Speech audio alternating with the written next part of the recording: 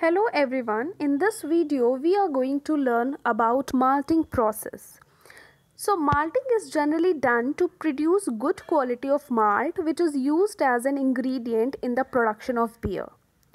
Malt is the source of enzyme and fermentable carbohydrate and also give major contribution in the flavor and color of the final beer. For malting process, many cereals can be used, but barley is the most preferable and common cereal used for this process. But the barley itself cannot be fermented into alcohol, and so it is converted to malted barley or malt in the process called malting. So simply, malting is the controlled germination followed by the controlled drying of seed, and the goal of this process to produce high enzyme activity and a characteristic flavor with the minimum loss of dry weight. This process of malting involves some simple steps like cleaning, engrading, steeping, germination and kilning. Now, before starting the malting process, it is very necessary to select the grain, and the grain for the malting must be sound, have a high capacity for germination and be free of trash and broken kernels, and they should be free from molds also. So cleaning is done to remove all foreign seeds, broken kernel, and then grains are graded according to plumpness into three classes: thin, plump and very plump. The thin sold as feed, and both the plump and very plump are malted but not together. Now, why the grading is important, this we understand in the next slide. So, the next process is steeping, which is a very critical step in creating good quality of malt. This is done by soaking the grain in water followed by air rest period to increase the moisture content to about 42 to 44%. Steeping marked as a slow process because water penetrates the kernel by the process of diffusion. The time required depends on the distance the water must diffuse, and therefore more time is required for a very plump kernel as opposed to just a plump kernel. This of course is why the grain is graded for plumpness. The other major factors which affecting the steeping is the time and the temperature. High temperature gives shorter steeping times because water diffusion is faster. As we know now, the temperature and the time play a very major role in steeping. So there's two problems occur during the steeping process: the problem of under steeping and over steeping.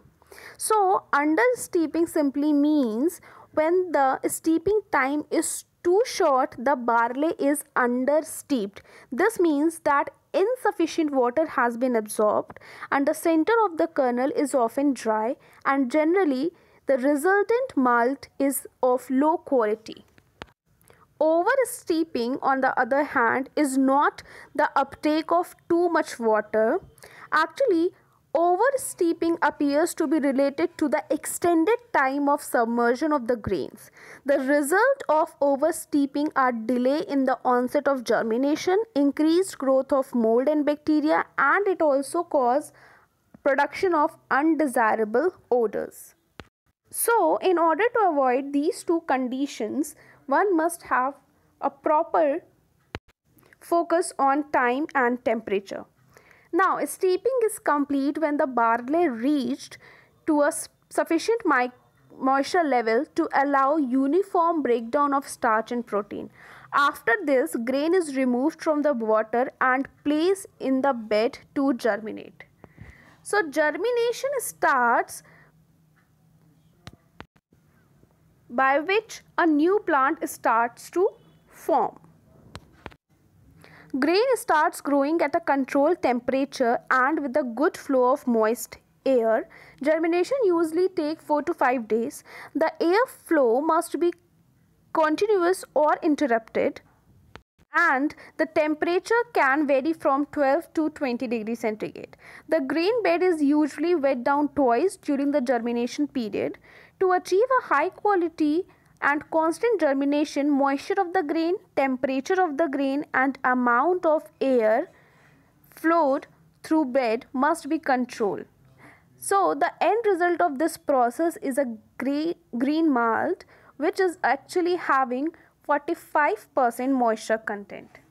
Now the next and the final step is the kilning. So this is done to prevent further germination of the green malt. If the germination process continues, all the stored nutrients utilized by the grain to produce new plant. So it is very necessary to give treatment to restrict the germination. But the problem is to dry the green malt in such a way so that it removes moisture content without damaging the enzyme activity. At high moisture content, many enzymes are sensitive to heat. So, to protect enzyme, we must heat the green malt carefully and only at low temperature. As moisture is removed, the temperature can be increased. After the malt is reduced to a relatively low moisture content, the temperature can be increased to bring about the browning reaction, which is generally Maillard reaction happening between simple sugars and amino acids and some simple proteins present in a malt to give malt its characteristic flavor. Once this process complete, the malt is stored and later bagged for packaging and shipment to brewing plant. Malt has a large number of uses. The most important, of course, is in brewing industry and for the production of distilled products. However, other important uses are in the baking industry as an enzyme source and in the breakfast food industry mainly as a flavoring agent. So this is all about the malting process. So do not forget to note all the important points, and if you like this video, please share it with your friends and hit a like button. Thank you.